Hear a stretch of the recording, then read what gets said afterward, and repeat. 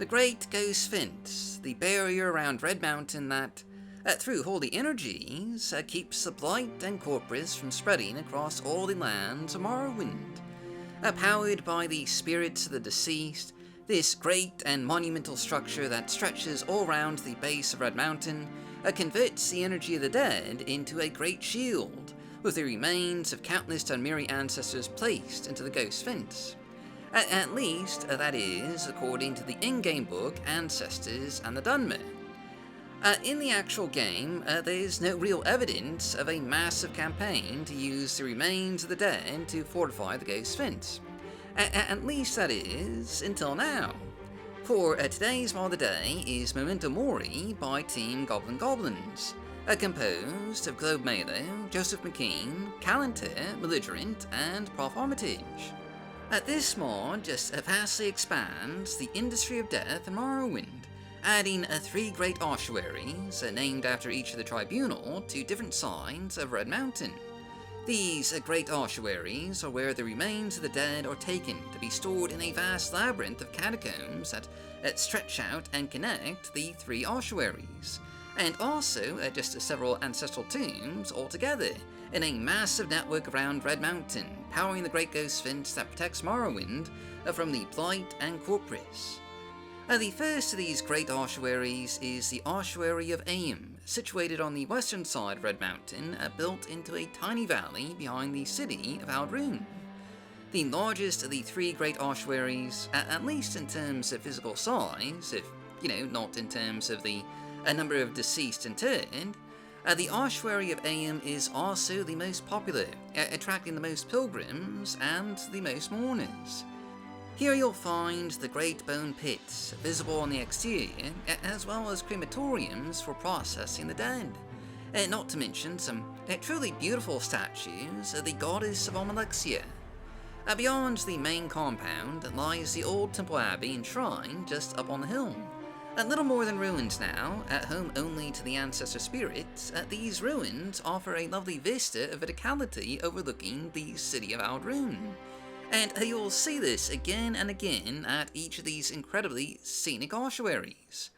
And, speaking of, the second of these great ossuaries is the Ossuary of Ek, found on the northern slopes of Red Mountain, overlooking the remote northern ashlands.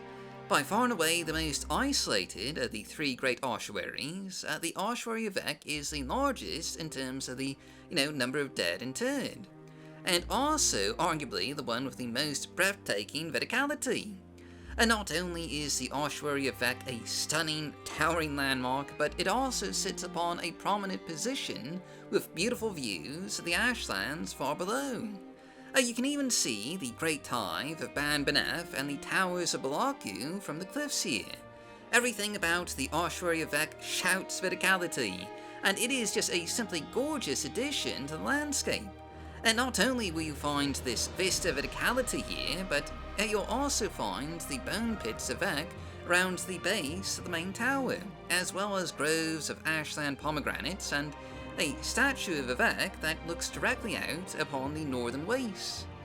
It has to be said that each of these 3 great ossuaries just blend in pretty well, and pretty much perfectly, with the world of Morrowind, and feel like a natural extension of the game. And what's more, they complement that landscape here just exquisitely.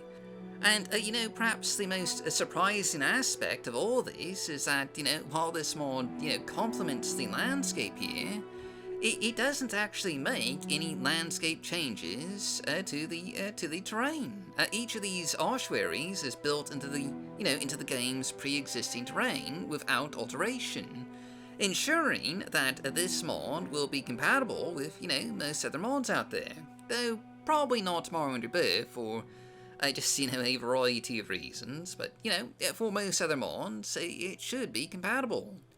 But anyway, the third and last of these great ossuaries is the Ossuary of Set, the smallest of the great ossuaries, and served by the Clockwork Acolytes. Named for Sothasil, the Ossuary of Set is a mix of Lothi and Dunmeri architecture, sitting at the base of a massive complex of Dwemer ruins, located on Red Mountain's eastern side. The ossuary of Set is fairly isolated. The only road here goes through the Grazelands and the Zanabi Ashlander camp. But unlike the other two ossuaries, it does have some just glorious verticality, particularly of how these hillside Dwymiri ruins serve as a backdrop to the ossuary of Set itself. Each of these locations is just truly beautifully realised, and not just in terms of how they look on the exterior, but also in terms of their interiors, with some just really cosy, atmospheric, and occasionally creepy interiors. The ossuary of Aim, just as an example, has a hall of bones, with bone pits and wall alcoves where the dead are interred. And this hall is where mourners can come to visit with the dead. There's also the great crematorium in the basement, just nicely, if, somewhat morbidly detailed and finished. After all, Necrom isn't the only place that handles the processing of the dead. In addition, the ossuary of Aim houses a tribunal temple, with the Shrine of the Reborn, one of the 3 shrines related to the Pilgrimage of the Dead. And speaking of, the Pilgrimage of the Dead is one of the quests that you can go on here, visiting each of the 3 great ossuaries, and offering a tribute to each of the 3 shrines. The Shrine of the Reborn in Aim, the Shrine of the Altar in Set, and the Shrine of the Balti in Vec. Though that's hardly the only quest for you to do here, there's actually a number of miscellaneous quests for you to do at each of the great ossuaries. From helping to recover a missing ring and uncovering corruption in the Order of Ghosts, to tracking down a runaway bone-cleaning centurion that's stolen a fuse from the ossuary of Set, to helping deal with a 6-house incursion in the catacombs. And honestly, there is so much to see here. So many beautifully detailed and atmospheric interiors, so many gorgeously realised locations, so much new lore and unique dialogue that anchors these ossuaries to the world of Morrowind, so many dungeons with the absolutely massive catacombs that link the 3 great ossuaries together, and of course just so much breathtaking verticality. Team Gobblin Goblins has created something here that is truly unique. Something that manages to add to both the game and the lore, and it does so in a way that fits in perfectly. Like a natural extension to Morrowind that feels like it could have been shipped with the base game. And it is so utterly massive. I mean, for a mod made in a single month, there is so much here. Each of the 3 great ossuaries is just an amazing visual treat. And the catacombs that link them all together are just a mega dungeon experience that, that we just don't really see for Morrowind much anymore. And just focusing on those catacombs here for a bit, these catacombs are just truly huge. And while the catacombs have a central path just connecting the 3 great ossuaries together, they also have numerous side chambers, passages that lead off and connect to various ancestral tombs, and numerous crypts and halls that make, getting lost almost an inevitability if you go too far off track.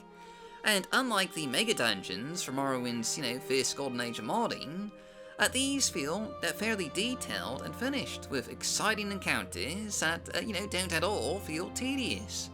And the atmosphere down here is truly exquisite, with members of the Order of Ghosts patrolling the main route through the catacombs, just providing, little bubbles of light just bobbing up and down in these dark crypts.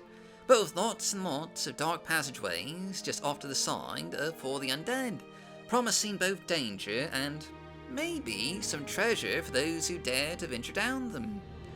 And that's not even getting just into all the unique creatures that you'll find wandering the halls of the catacombs, from bone centurions to undead scrib, and at the ossuary of Vivek, bone netches just flying around the pomegranate groves. The team here has just put in a colossal amount of effort into just everything, and it shows.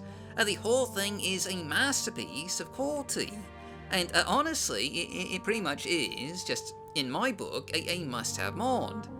And, in a fiercely competitive competition, I can now say that Memento Mori has won 2nd place in the 2022 Madness competition. And that is a truly well-deserved result for such an incredible mod.